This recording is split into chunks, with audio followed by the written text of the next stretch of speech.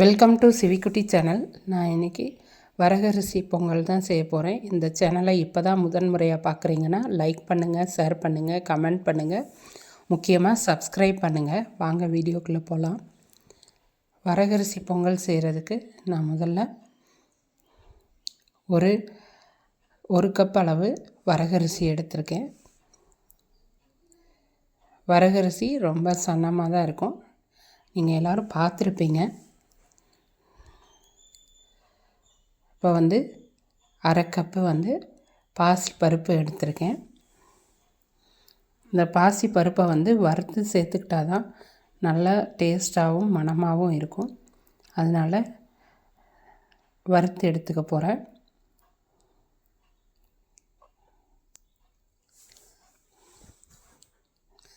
பாசிப்பருப்பு வறுபட்டுருச்சு. இதை அந்த வரகரிசியோடு சேர்த்துக்கலாம். இப்போது இதை நல்லா கழுவி எடுத்துகிட்டு வந்துடுவோம். ஒரு 2-3 டைம் நல்லா கழுவிட்டு தண்ணி ஊற்றி ஒரு 10 நிமிஷம் ஊற விட்டுடலாம். இப்போது 10 நிமிஷம் ஊறிடுச்சு. நான் இப்போ குக்கரில் தான் செய்ய போகிறேன்.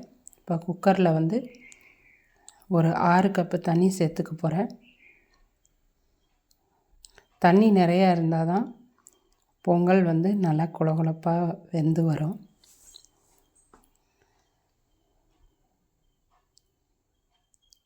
இப்போது 6 கப்பு தண்ணி சேர்த்துருக்கேன்.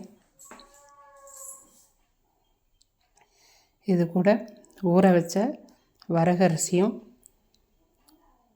பாசிப்பருப்பு 2ஐயும் சேர்த்துக்கலாம்.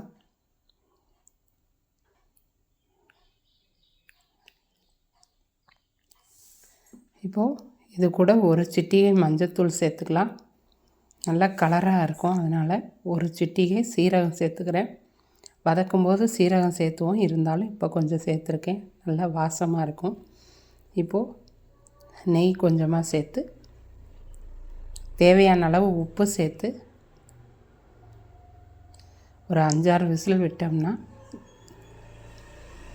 பொங்கல் சூப்பராக ரெடி ஆகிடும்.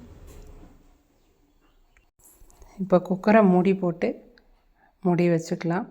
ஒரு 5-6 விசில் விட்டு இறக்கிக்கலாம். விசில் அடங்கினதுக்கப்புறமா திறந்து பார்த்துடலாம். இப்போது அருமையாக வெந்து வந்துருச்சு. இப்போ இதுக்கு ஒரு தாளிப்பு ரெடி பண்ணிக்கலாம். ஒரு வாணலியில் 2 ஸ்பூன் நெய் சேர்த்துக்கிறேன். நெய் உங்கள் தேவைக்கேற்ப கூட்டியோ குறைச்சோ சேர்த்துக்கோங்க. நான் இது கூடயே கொஞ்சம் ஆயில் சேர்த்துக்கிறேன். எண்ணெய் சூடானதும் 1/4 டீஸ்பூன் சீரகம், 1/4 டீஸ்பூன் மிளகு சேர்த்துக்கிறேன். அது கூடவே துருவி வச்ச இஞ்சியும் சேர்த்துக்கிறேன். இப்போது இதை நல்லா வதக்கி விட்டுக்கலாம். இது வதங்கி வந்ததும் அது கூடயே 10-15 முந்திரி பருப்பு சேர்த்து செவக்க வறுத்து எடுத்து இந்த வரகரிசி பொங்கலில் சேர்த்துக்கலாம். வரகரிசி சிறுதானியத்தோடு சேர்ந்தது. சிறுதானியங்கள் எது சாப்பிட்டாலுமே சுகருக்கு ரொம்ப நல்லது. நம்ம சாதாரண அரிசியில் பொங்கல் செய்கிறத விட இந்த வரகரிசியில் பொங்கல் செஞ்சு சாப்பிட்டோம்னா நமக்கு சுகரும் கூடாது, ரொம்பவும் டேஸ்ட்டாக இருக்கும். அரிசியில் செய்கிறத விட ரொம்ப டேஸ்ட்டாகவே இருக்கும். இப்போ இதை கொட்டி நல்லா கலந்து விட்டுடலாம். அவ்வளோதான் ஃப்ரெண்ட்ஸ், அருமையான வரகரிசி பொங்கல் ரெடி ஆயிடுச்சு.